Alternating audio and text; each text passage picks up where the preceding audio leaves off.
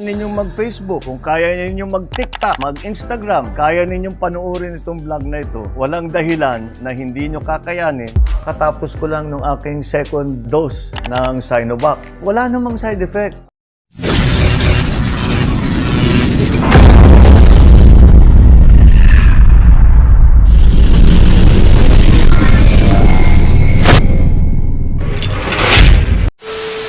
Good afternoon, Senator. Juliali para na Inquirer. Kasi parang nagkaroon kayo ng strengthening ng family plans, searching for the roots or strengthening the roots sa Zamboanga City. I was also thinking with regards to Senator Grace po, kasi may article sa isa sa aming mga kasama, si Myla Aguirre, made mention that you said po, it's your sister. May strengthening ties. It was a joke. People don't seem to understand that that is a joke. I'm not strengthening family ties. I come to all of the other NATO reunions, and this is one of them. This is I have been to several already, and my function here is only to serve as escort to my wife. I'm only the in-law, but I'm always happy to come and to be with the Araneta clan because naninibago ako kasi hindi kami, ang Araneta, libo-libo ang membro. Kami, kakunti lang kami, hindi kami sanay. So it's very nice to see that even if they number in their thousands, they're always meeting and having reunions and staying in touch. And that I think is a nice thing. And that makes for very enjoyable reunions. So I look forward to them all the time.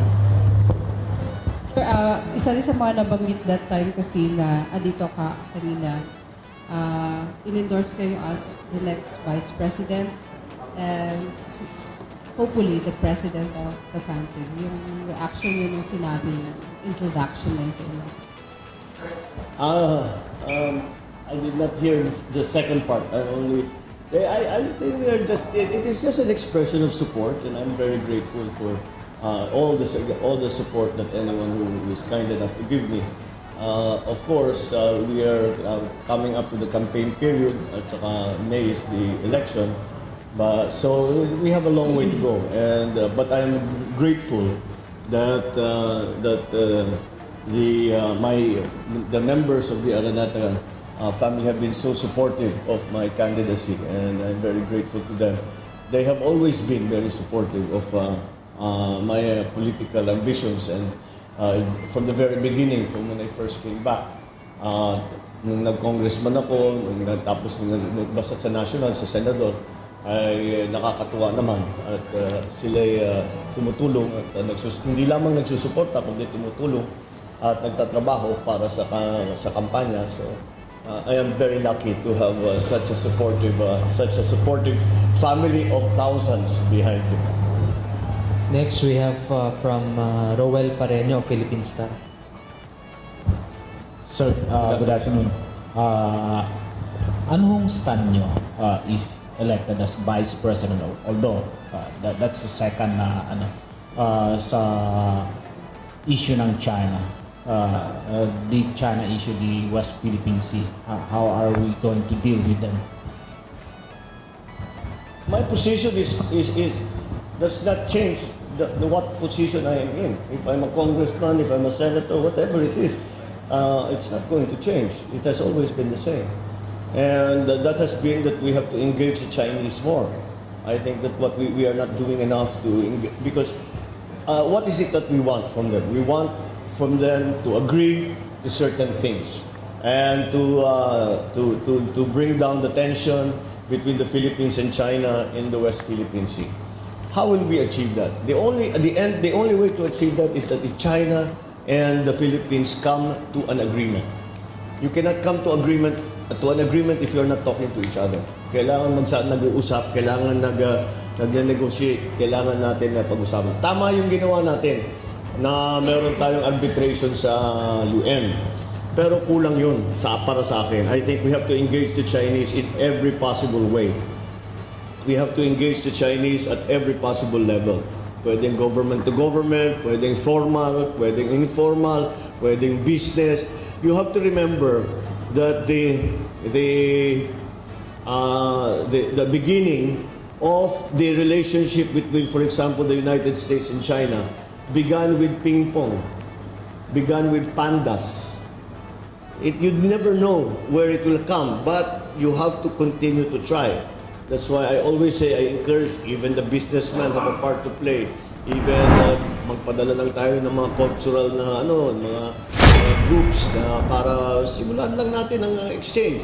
And you never know kung saan lalabas yung magiging potential na mag-aayos dito sa problema ito. So I think that we need to make sure that we engage the Chinese more at every level, so that at some point we can start to talk about solving this problem.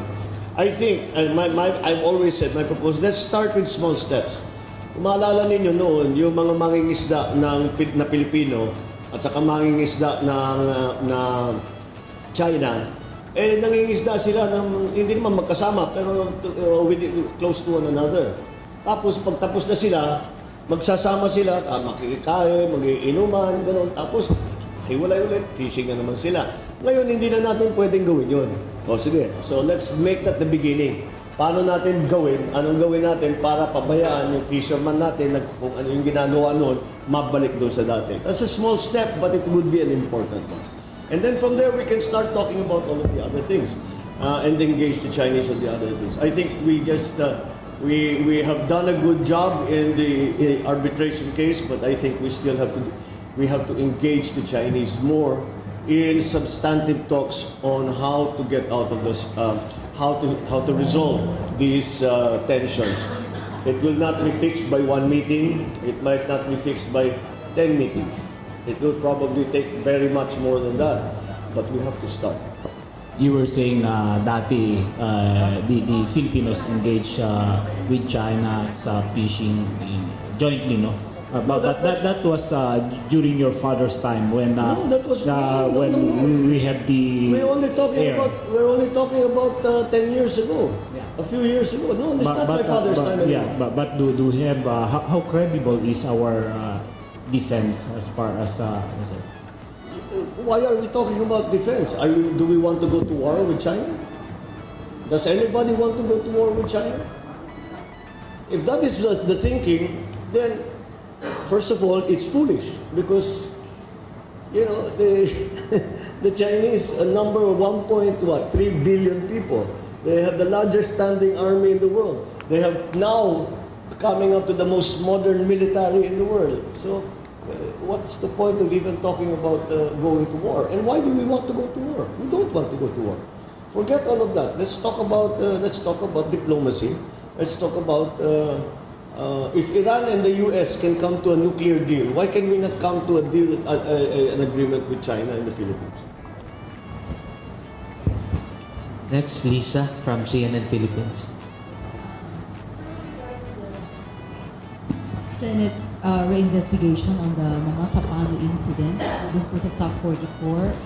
Do you think this time that President Noynoy Aquino should be held accountable? Dapat po ba umabot na doon yung investigations?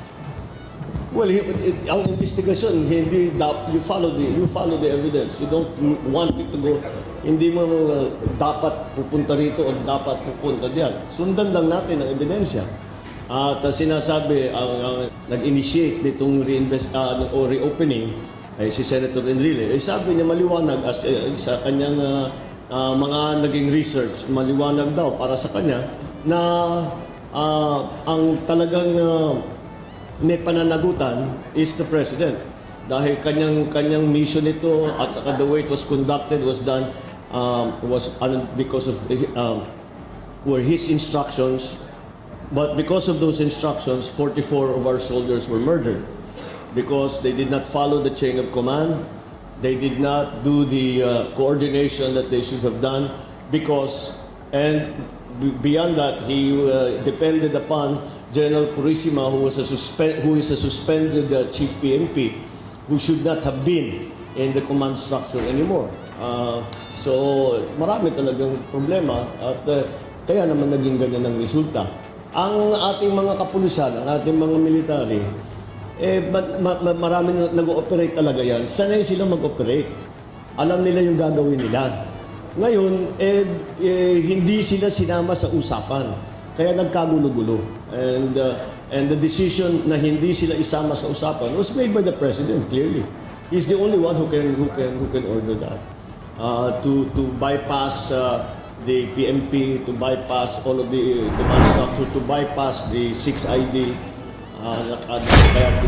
with tragic results. So, no one else could have ordered that the planning of the Mama Sapano mission would ignore the command structure. Only the President can do that. And because of his doing that, 44 were murdered. I have no words anymore to tell the families of the victims of the massacre in Mama Sapano. I am ashamed to say that this government has up to now not done anything to bring justice to the families of the SAF 44. I remember when I went to Villamor Air Base to bring back when they brought back the bodies of the SAF 44, and I had a chance to talk to the families. At ang sabi ko naman sa kanila, sinabi naman sa akin, alam niyo, wala silang hinihingi na benepisyo, wala silang hinihingi pera, wala silang hinihingi kahit na ano. Isa lang ang hinihingi nilang katarungan. Ang sabi sa akin, sir, wag niyo kaming kalimutan. Bigyan niyo ng katarungan ang aming ama, ang aming anak, ang aking asawa.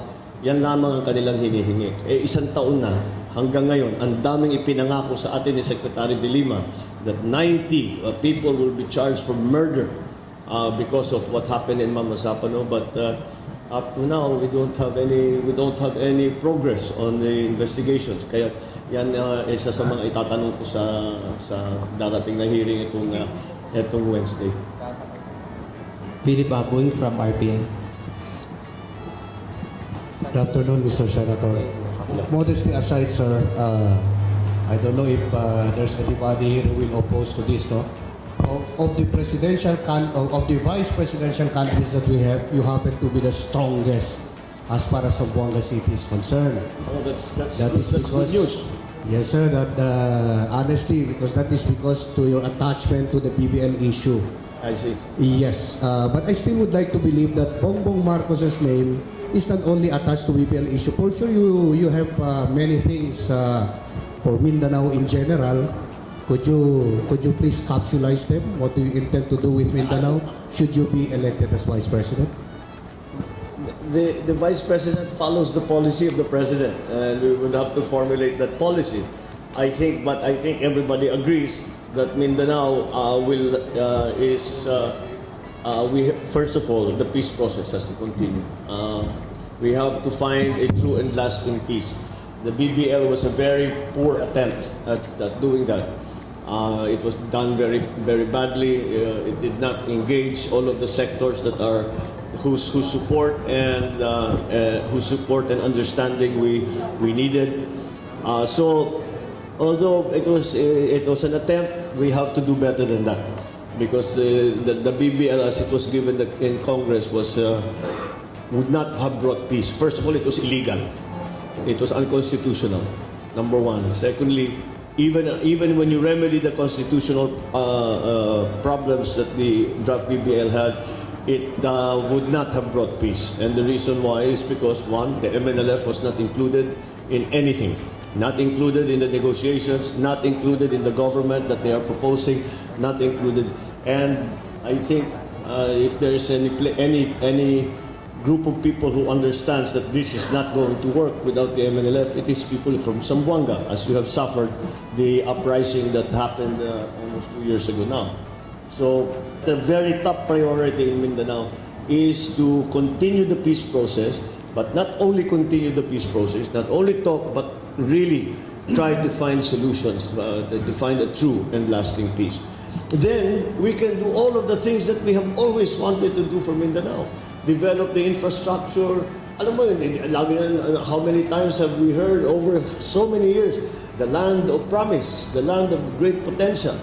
mapapakinabangan na ngayon natin yung potential na yan. Dahil wala nang gera, wala nang gulo. But the very first priority is to find a solution so that our Muslim, so that even Muslim Filipinos feel that they have equal opportunities as any other Filipino citizen, that they have as much hope in the future as any other Filipino citizen, and that the government is supporting them fully in their while they try to make a life for themselves, for their families, for their communities. That is what we have to do. Once we have absorbed the Muslim fighters, especially into the mainstream, then government can really proceed with a large infrastructure development program. Number one, your power problem. Hanggang ngayon, hindi pa na. We are told that in the next two years, marami raw papasok. So I hope that's the beginning. But you can see, kahit na marami ng power plant, pag pinapasabog pa rin yung tore, wala rin mangyayari. Balik tayo ng balik sa peace process. Pero pagka talaga natapos na natin ang peace process, pwede na nating dalhin ang daming investor dahil ang daming gustong tumulong sa Mindanao na iba't ibang bansa, and that's what we have to encourage. But for that to happen, the government also has to bring a great deal of public investment. Kailangan magdala talaga ng public investment, hindi lang sa infrastruktura, pero sa mga programs, sa mga bagong project, dadalhin dito talaga sa Mindanao. Then, in partnership with the private sector, makikita natin, basta matigil ang putukan, makakapasok na itong mga investor na ito, talagang yung ating matagal nang inaantay at inaasahan na potential ng Mindanao, it will finally be realized. That is the aspiration. Okay, last 3 questions. We have Hil Climaco from Imitia. Yeah, Sir Bongbong Marcos, good afternoon. Welcome to Zamboanga City. I just would like to bring down to local level the answers to this question. We know very well you are running for Vice President as independent. Yet we know that in Zamboanga there are also those who are also seeking for local elected positions, just like for city councilors, who are also, I believe, a member of the original party where you belong and the former president of this republic. I'm referring to the KBL party in Zamboanga. And we also have our congressional candidate for District 2. I believe she's also running under the party of the Nacionalista Party. I would like to find out from you, Sir Senator, do you have any intention to come up with a strong local lineup of the KBL or the Nacionalista Party? Well, you are asking the wrong person about the Nacionalista Party. I do not head the Nacionalista Party, and as you mentioned, I am an independent candidate now. So generally speaking, independent candidates do not have a lineup. Meron tayo mga kasama, meron tayo mga kaalyado. Halimbawa, meron senatorial ticket, pero yung mga senators ay kasama rin sa mga ibang ticket. Ganyan ang naging election this year. Maraming pagbabago. Ang nakita natin is that the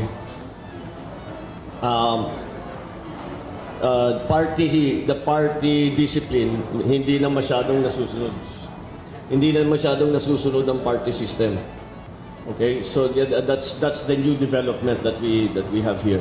Not so much like before. Even before, kung maalala, I'm siguro yung mga karamihan sa inyo are too young. But there was a time when it was nationalista and liberal, and it was only nationalista and liberal. And no other, sasabihin, hindi na namin kailangan malaman kung sinong kandidato, basta nationalista kami dito. At sa ibang lugar, liberal kami dito. That was a very strong party structure. We have now gone all the way to the other side, where it is really, there is a party, pero hindi masyadong nasusundan. So that's the situation with me now. As I said, I run as independent, and as an independent, we do not have a party structure in place, especially not for the locals. Kasi walang partido. So we cannot. I am of course friends with very many people, and yun na lang ang aking who have been former supporters na tumutulong sa amin since before. Marami pa akong pwedeng lapitan, and that's what I do. So ganun na. Iba ang patakbo talaga ngayon. Nagbago ng malaki ang mga ang sistema ng politika natin. That's why I think we have to re-examine it. So, no, there is no intention to put up a national line, because if you do one in Zamboanga, you should do one in Davao, you should do one in Cebu, you should do one in Bacolod, and an independent doesn't do that. An independent doesn't do that. If you're a member of a party, then maybe you can do that. About the Nacionalista Party, you will have to ask Senator Manny Villa. He's the president of the party. So whatever the plans may be for the party, you will have to ask him. What about the local KBL, Mr. Senator? Well, the KBL I am no longer a member of the KBL, and the problem being that we have just had a reorganization of the KBL of the party, and my mother has been made the chairman emeritus of the party, and so at the moment we are trying to see first, because I'm sorry to say that many of the CONAs that were given by people who were not authorized to give them. So we will have to look into that, and that's why we had to reorganize it. Balikan po natin yung sa bibig, yung handler po dito ng Moro Rebellion sa Pilipinas ay yung Libya, Syria, magulo na sila, at saka yun ang Saudi Arabia, at sa isa pa rin ngayon yung Malaysia, Indonesia. Bakit po na hindi ba kayang pasurindiri na lang ito sila? Kasi gusto nila magtalaga sila ng armed forces nila, yung police nila. Hindi ba kailangan na kung gusto nila kapayapaan, hindi ba nila pwedeng hindi na ituloy sila? Kasi para yung sa peace Huwag na natin pag-usapan yung BBL. Patay na ang BBL, wala na. Hindi papasa ang BBL sa House, hindi papasa sa Senado. Kaya kami sumulat ng substitute bill. At yung sa substitute bill, wala na mga ganyan yung mga binabanggit mo. Maybe if you look in my website, there is a copy of the substitute bill that I wrote para palitan yung BBL. Sa House of Representatives, sa Senado, matagal na namin natigil ang usapan tungkol sa BBL dahil hindi papasa talaga. Kahit ano pang gawin natin, hindi papasa ang BBL. Kahit anong pilit ang gawin ng Pangulo, hindi papasa talaga. Kaya ang pinag-uusapan ngayon ay yung mga kapalit, substitute na nga. Substitute bill. Lahat yung mga sinasabi mo, yung mga may military, may ganyan, wala na yun. Wala na yun. Dahil talagang hindi talaga wala. That's why I was saying earlier, it will not bring peace. If you negotiate, you give them 75 billion pesos a year. They have their own military, they have their own police, they have their... Hindi tatagal yan, hihiwalay talaga yan. So that's why the BBL was such a foolish attempt. So ano po yung substitute niyan, sir? It is a 115-page bill. I cannot explain. Salamat. Okay, last question from JB Faustino from Zamboanga Today. Tingnan mo sa website ko, may copy doon. Sir, yung mensahe ninyo para sa mga taga Zamboanga City? I know that Zamboanga, especially the person of Congressman Celso, was very much in the forefront. In fact, he was the first person to come to me 1 year before. 1 year before, we started deliberating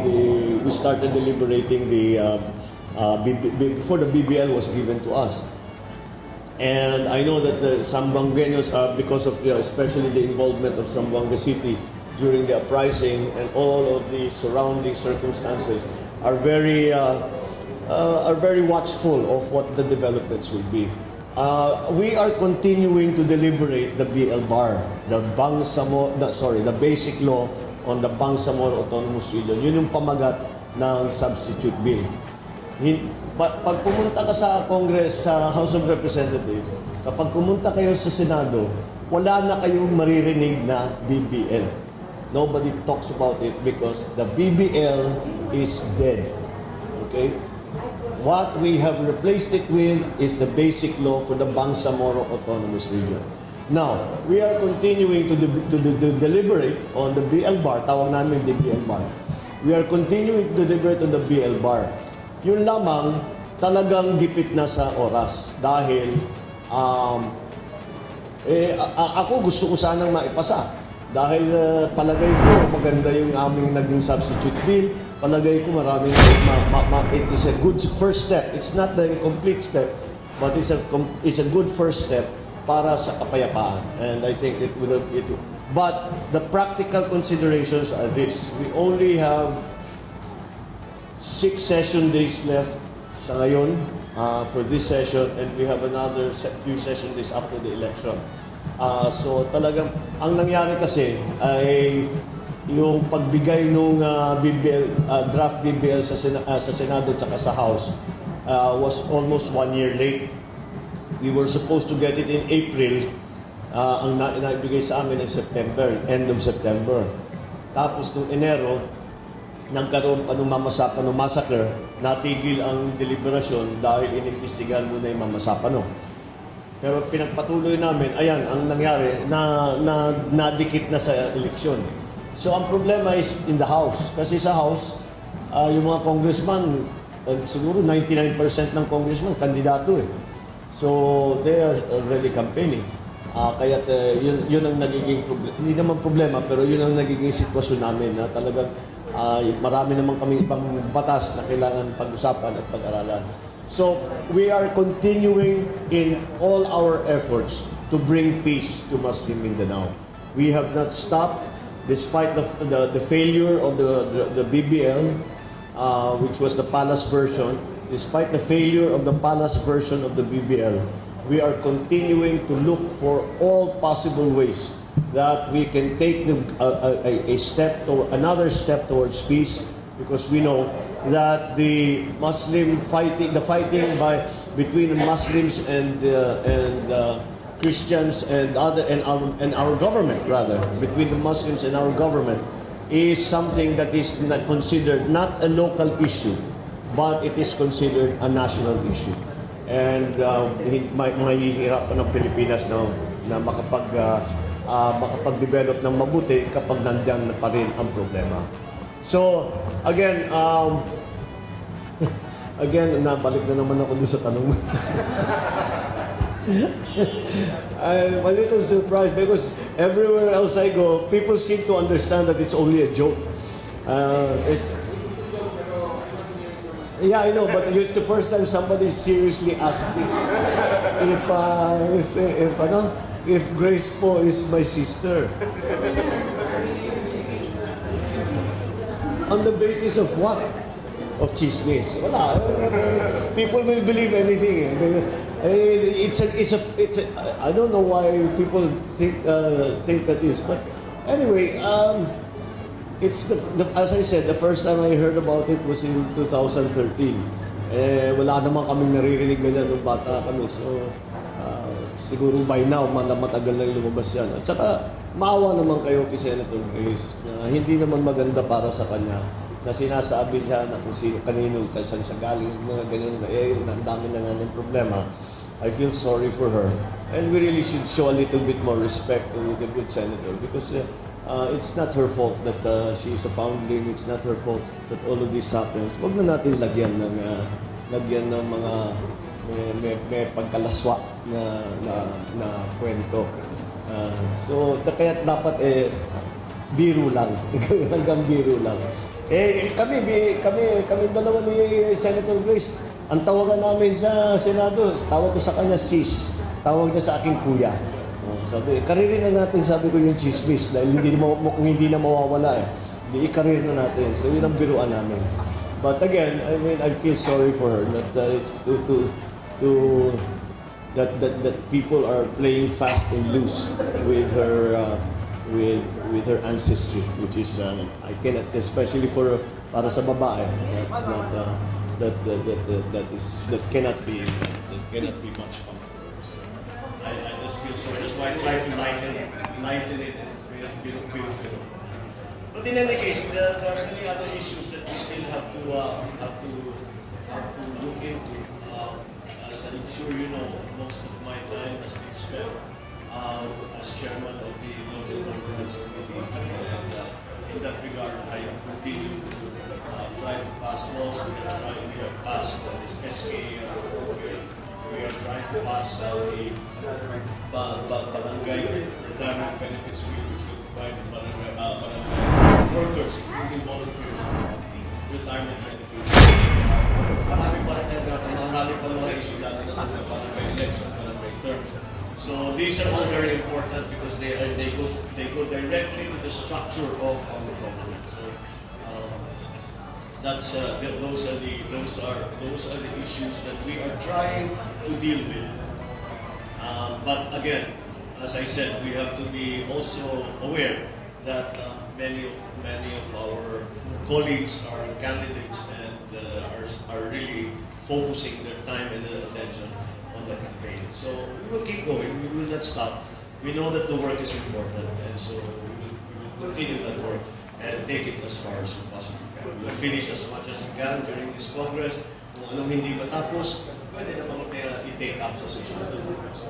So with that, I thank you all very much for this opportunity. And we enjoyed the good laugh.